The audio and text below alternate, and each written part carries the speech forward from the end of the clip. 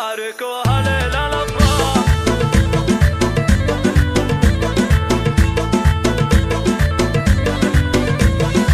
زانت أجواء الشعر وابدع وزانا، والقوافي كل ابوها خيالية، بالجمال اللي تميز على قرانه، المدايح كنها فيه مخفية، بالعروس وزينها القاف والحانه، الفريد المترفة والسنافية، نوف صور حسنها الله سبحانه، آية اللزن في الناس مرئية،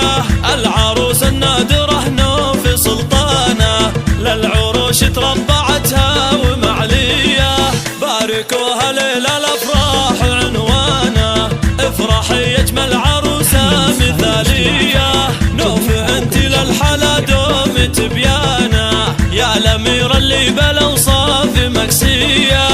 أمكم عبد الله للعز برهانه، شيخة الطيب الكريمة الشقردية، فاطمة نفخر بها صيت ومكانه، الكرم والجود فيها مبادية، وابوك عبد العزيز اعتلى شانه، والنعم بالجيد اسمه وطارية،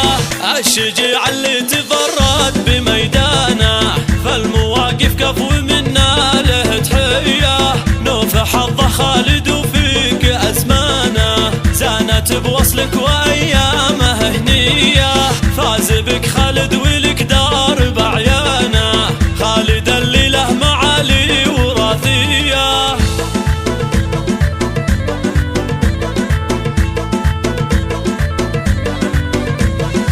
زانت أجواء الشعر وابدع وزانا، والقوافي كل ابوها خيالية، بالجمال اللي تميز على قرانه، المدايح كنها فيه مخفية، بالعروس وزينها القاف والحانه، الفريد المترفة والسنافية، نوف صور حسنها الله سبحانه، آية اللزن في الناس مرئية،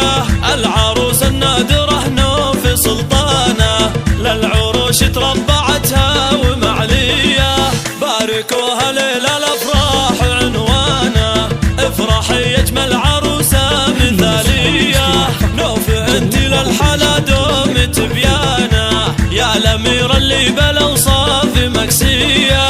أمكم عبد الله للعز برهانه، شيخة الطيب الكريمة الشقردية، فاطمة نفخر بها صيت ومكانه، الكرم والجود فيها مبادية، وابوك عبد العزيز اعتلى شانه، والنعم بالجيد اسمه وطارية،